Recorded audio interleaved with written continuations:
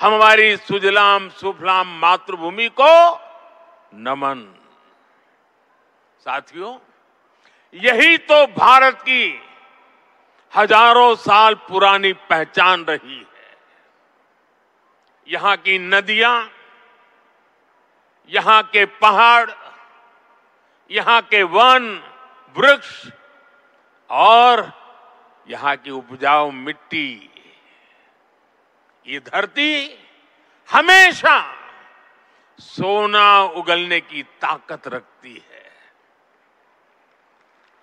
सदियों तक दुनिया भारत की समृद्धि की कहानियां सुनती रही थी। कुछ ही शताब्दी पहले तक ग्लोबल जीडीपी का करीब 1/4 हिस्सा भारत के पास था।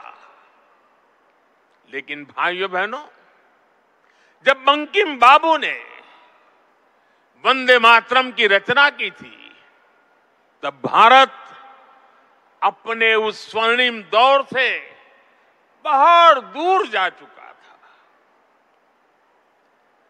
विदेशी आक्रमणकारियों ने उनके हमले, लूटपाट, अंग्रेजों की शोषणकारी नीतियां, उस समय हमारा देश गरीबी और भूखमरी के चंगुल में करा रहा था।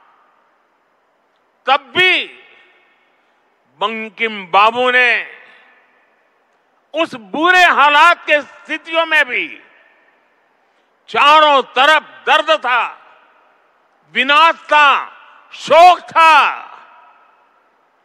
सब कुछ डूबता हुआ नजर आ रहा था। ऐसे समय बंकिम बाबू ने समृद्ध भारत का आह्वान किया, क्योंकि उन्हें विश्वास था कि मुश्किलें कितनी भी क्यों न हो, भारत अपने स्वर्णिम दौर को पुनर्जीवित कर सकता है।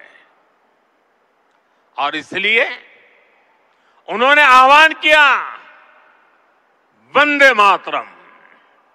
साथियों, गुलामी के उस कालखंड में भारत को नीचा और पिछड़ा बताकर जिस तरह अंग्रेज अपनी हुकूमत को जस्टिफाई करते थे, इस प्रथम पंक्ति ने उस दुष्प्रचार को पूरी तरह से ध्वस्त करने का काम किया।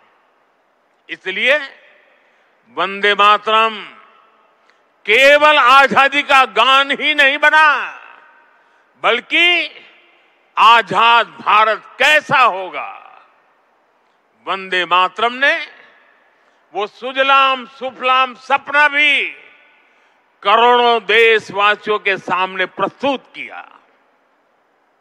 साथियों, आज ये दिन हमें वंदे मातरम की असाधारण यात्रा और उसके प्रभाव को जानने का अवसर भी देता है। जब सन 1875 में बंकिम बाबू ने बंग दर्शन में वंदे मातरम प्रकाशित किया था, तो कुछ लोगों को लगता था कि ये तो केवल एक गीत है। लेकिन देखते ही देखते वंदे मातरम भारत के स्वतंत्रता संग्राम का कोटि कोटि जनों का स्वर बन गया। एक ऐसा स्वर जो हर क्रांतिकारी की जबान पर था, एक ऐसा स्वर जो हर भारतीय की भावनाओं को व्यक्त कर रहा था। आप देखिए, आजादी की लड़ाई का शायद ही ऐसा कोई अध्याय होगा जिससे वंदे मातरम किसी न किसी रूप से जुड़ा नहीं था। 1896 में गुरुदेव रवींद्रनाथ ठाकुर ने कोलकाता अधिवेशन में वंदे मातरम गाया। 1905 में बंगाल का विभाजन हुआ। ये देश को बांटने का अंग्रेजों का एक खतरनाक एक्सपेरिमेंट था।